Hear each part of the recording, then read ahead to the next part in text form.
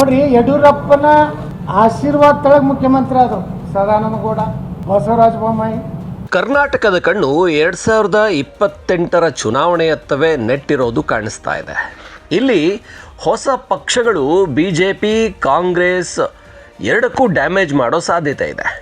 ಒಂದು ಕಡೆ BJP JDS ಮೈತ್ರಿ ಆಗಿದ್ದು, ಈ ಮೈತ್ರಿಯ ಬಲದ ಮೇಲೆ ಮುಂದಿನ ಬಾರಿ ಅಧಿಕಾರಕ್ಕೆ ಏರಬೇಕು ಅಂತ BJP ಯೋಚಿಸ್ತಾ ಇದ್ದರೆ, ಕಾಂಗ್ರೆಸ್ ತಮ್ಮ ಗ್ಯಾರಂಟಿಗಳ ಬಲದಿಂದ ನಾವು ಮುಂದಿನ ಬಾರಿ ಮತ್ತೆ ಅಧಿಕಾರಕ್ಕೆ ಏರ್ತೀವಿ ಅಂತ ಗ್ಯಾರಂಟಿ ಕಾರ್ಡನ್ನು ಈಗ ಕೊಡ್ತಾ ಇದೆ, ಜನರ ಮುಂದೆ ಇಡ್ತಾ ಇದೆ. ಆದರೆ ಇವೆರಡಕ್ಕೂ ಕೂಡ ಸಂಕಟ ತಂದೊಡ್ಡುವಂಥ ಎರಡು ಪಕ್ಷಗಳು ಸದ್ಯಕ್ಕೆ ಹುಟ್ಟುವಂಥ ಲಕ್ಷಣ ಕಾಣಿಸ್ತಾ ಇದೆ. ಒಂದು ಕಡೆ ಕಾಂಗ್ರೆಸ್ಗೆ ಅಹಿಂದ ಮತಗಳ ಬಲ ಇದೆ, ಅದರಲ್ಲೂ ಅತ್ಯಂತ ಹೆಚ್ಚು ಮುಸಲ್ಮಾನರ ಮತಗಳು ಸಾಲಿಡ್ ಆಗಿ ಕಾಂಗ್ರೆಸ್ಗೆ ಹೋಗ್ತಾ ಇವೆ.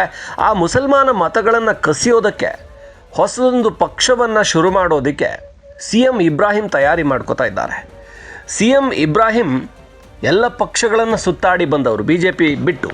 ಕರ್ನಾಟಕದಲ್ಲಿ CM ಇಬ್ರಾಹಿಂ ಚುನಾವಣಾ ರಾಜಕಾರಣದಲ್ಲಿ ಯಶಸ್ವಿಯಾಗಿರೋದು ಕಡಿಮೆ, ಆದರೆ ಮಾತಿನಲ್ಲಿ ಬಹಳ ಯಶಸ್ವಿ ರಾಜಕಾರಣಿ. CM ಇಬ್ರಾಹಿಂ ಹೋದಲ್ಲೆಲ್ಲ ಜನ ಲಕ್ಷ ಸಂಖ್ಯೆಯಲ್ಲಿ ಸೇರ್ತಾರೆ ಅಂತ ಚಾಣಾಕ್ಷ ಮಾತುಗಾರ CM ಇಬ್ರಾಹಿಂ. CM ಇಬ್ರಾಹಿಂ ಇತ್ತೀಚೆಗೆ ಎಲ್ಲ ಪಕ್ಷದಿಂದ ಹೊರಗಿದ್ದಾರೆ. JDS ರಾಜ್ಯಾಧ್ಯಕ್ಷ ಸ್ಥಾನದಲ್ಲಿದ್ದರು. ರಾಜ್ಯಾಧ್ಯಕ್ಷ ಸ್ಥಾನವನ್ನು ಬಿಟ್ಟ ನಂತರ ಅವರು ಒಂಥರ ಎಲ್ಲಿಯೂ ಸೇರ್ಕೊಳ್ಳೋಕ್ಕಾಗದೆ ಒದ್ದಾಡ್ತಾ ಇದ್ದಾರೆ. ಒಂಥರ ಕಾಂಗ್ರೆಸ್ನ ವಿಶ್ವನಾಥ್ ಏನಿದ್ದಾರೆ, ಹುಣಸೂರಿನ ವಿಶ್ವನಾಥ್, ಅವರು ಕಾಂಗ್ರೆಸ್ನವರು JDSನವರು ಹೇಳಕ್ಕೆ ಬರಲ್ಲ. ಆ ರೀತಿ ಅವರು ಕೂಡ ಈ ರೀತಿಯ ಯಾವ ಕಡೆ ಹೋಗಬೇಕು ಅನ್ನುವಂಥ ಒಂದು ಗೊಂದಲದಲ್ಲಿರುವಾಗ ಈ ರೀತಿಯ ನಾಯಕರು ಸೇರಿಕೊಂಡು ಹೊಸದೊಂದು ಪಕ್ಷವನ್ನು ಕಟ್ಟೋಣ ಅಂತಿದ್ದಾರೆ. ಈ ಪಕ್ಷ ಖಂಡಿತ ಕಾಂಗ್ರೆಸ್ನ ಮತಗಳನ್ನು ಸೆಳೆದುಕೊಳ್ಳಲಿದೆ. ಸಿದ್ದರಾಮಯ್ಯನವರು, DK ಶಿವಕುಮಾರ್ ಏನು ಇಲ್ಲಿಯವರೆಗೂ ಕಾಂಗ್ರೆಸ್ಸನ್ನು ಸುಭದ್ರವಾಗಿ ಅಧಿಕಾರಕ್ಕೆ ತಂದಿದ್ದಾರೋ ಅದು ಅಹಿಂದ ಮತಗಳ ಮೇಲೆ, ಜೊತೆಗೆ DK ಶಿವಕುಮಾರ್ ಅವರ ಮೇಲೆ ಅವಲಂಬಿತವಾಗಿದ್ದಂಥ ಒಕ್ಕಲಿಗ ಮತಗಳು, ಒಕ್ಕಲಿಗ ಶಾಸಕರನ್ನು ಹಳೆ ಮೈಸೂರು ಭಾಗದಲ್ಲಿ ಗೆಲ್ಲಿಸ್ಕೊಂಡು ಬಂದಿರುವಂಥದ್ದು.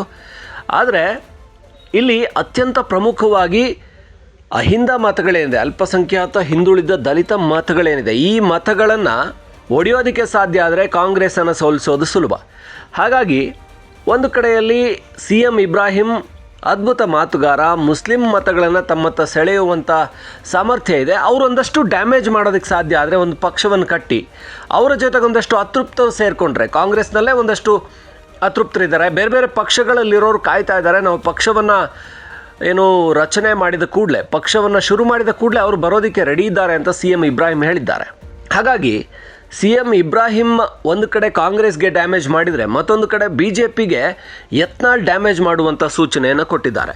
ಯತ್ನಾಳ್ ಈಗಾಗಲೇ ನಮ್ಮದು ಹೊಸ ಪಕ್ಷ ಬರ್ತಾ ಇದೆ, JCB ಪಕ್ಷ, 11 JCB ಪೂಜೆ ಮಾಡ್ತೀವಿ, ವಿಧಾನಸೌಧದ ಮುಂದೆ ಪೂಜೆ ಮಾಡಿ ನಾನೇ ಮುಖ್ಯಮಂತ್ರಿಯಾಗಿ ಅಧಿಕಾರ ಸ್ವೀಕಾರ ಮಾಡ್ತೀನಿ ಅಂತ ಬೇರೆ ಘೋಷಣೆಯನ್ನು ಮಾಡ್ತಾ ಇದ್ದಾರೆ.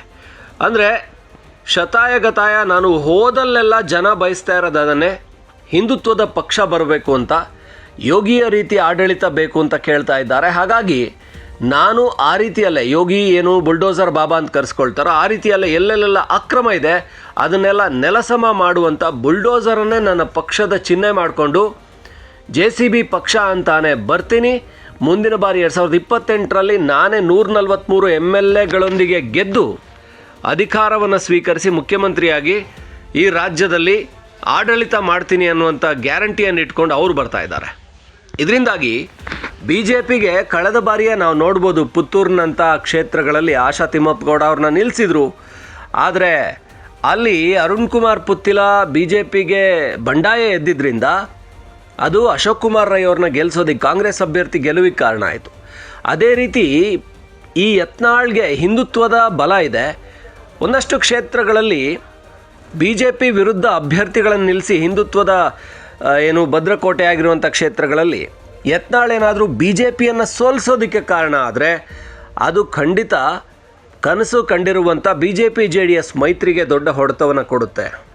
ಹಾಗಾಗಿ ಈ ಇಬ್ಬರೂ ನಾಯಕರುಗಳು, ಒಂದು ಕಡೆ CM ಇಬ್ರಾಹಿಂ, ಹುಣಸೂರು ವಿಶ್ವನಾಥ್ ರೀತಿಯವರು, ವಿಶ್ವನಾಥ್ ರೀತಿ ನಾಯಕರುಗಳು ಹೊಸ ಪಕ್ಷವನ್ನು ಕಟ್ಟಿ ಕಾಂಗ್ರೆಸ್ಸಿಗೆ ಡ್ಯಾಮೇಜ್ ಮಾಡೋದಕ್ಕೆ ಪ್ಲ್ಯಾನ್ ಮಾಡಿದರೆ, ಅಂದರೆ ಅದು ಅವರು ಪ್ಲ್ಯಾನ್ ಮಾಡಿದ್ದಲ್ಲ, ಅವ್ರಿಗೆ ಅವಕಾಶ ಸಿಗದೇ ಇರೋದ್ರಿಂದ ಅವರು ತಮ್ಮದೇ ಆದ ಪಕ್ಷ ಕಟ್ಟಿ ತಾವು ಅಧಿಕಾರಕ್ಕೆ ಬರೋಣ ಅಂತ ಪ್ರಯತ್ನ ಮಾಡೋದಾದರೆ, ಮತ್ತೊಂದು ಕಡೆ ಬಿ ಜೆ ಪಿಯ ವಿರುದ್ಧ ಬಂಡಾಯ ಎದ್ದಿರುವಂಥ ಯತ್ನಾಳ್ ಅವರು ತಾನು ಹೊಸ ಪಕ್ಷ ಕಟ್ಟಿ ತಾನು ಹಿಂದುತ್ವದ ಬಲದ ಮೇಲೆ ಅಧಿಕಾರಕ್ಕೆ ಬರ್ತೀನಿ, ಹೇಗೆ ಭಾರತದಲ್ಲಿ ನರೇಂದ್ರ ಮೋದಿ ಹಿಂದುತ್ವದ ಸಿದ್ಧಾಂತವನ್ನು ಇಟ್ಕೊಂಡು ಬಿ ಜೆ ಪಿಯನ್ನು ಅಧಿಕಾರಕ್ಕೆ ತಂದಿದ್ದಾರೋ ಆ ರೀತಿ ಕರ್ನಾಟಕದಲ್ಲಿ ನಾನು ತರ್ತೀನಿ ಅಂತ ಹೊರಟಿದ್ದಾರೆ. ಬಟ್ ಇದು ಎಷ್ಟರ ಮಟ್ಟಿಗೆ ಯಶಸ್ವಿ ಆಗುತ್ತೋ ಗೊತ್ತಿಲ್ಲ. ಆದರೆ ಅದಕ್ಕೆ ಈಗ ಹೊಸ ಕನಸುಗಳಂತೂ ಶುರುವಾಗಿದ್ದಾವೆ. ಅಂದರೆ ಇನ್ನು 2-2.5 ವರ್ಷ ಹತ್ರ ಇರುವಾಗ ಹೊಸ ಪಕ್ಷ ಕಟ್ಟಿ ಸಂಘಟನೆ ಮಾಡಿ ಒಂದಷ್ಟು ಕ್ಷೇತ್ರಗಳನ್ನು ಗೆಲ್ಲೋಣ, ನಾವು ರಾಜಕಾರಣದಲ್ಲಿ ಹೊಸ ಛಾಪು ಮೂಡಿಸೋಣ ಅಂತ ಈ ಇಬ್ಬರು ನಾಯಕರು ಹೊರಟಿರುವಂಥದ್ದು ಬಿ ಜೆ ಪಿ ಅಂಥ ಪಕ್ಷಗಳಿಗೆ, ಕಾಂಗ್ರೆಸ್ನಂಥ ಪಕ್ಷಗಳಿಗೆ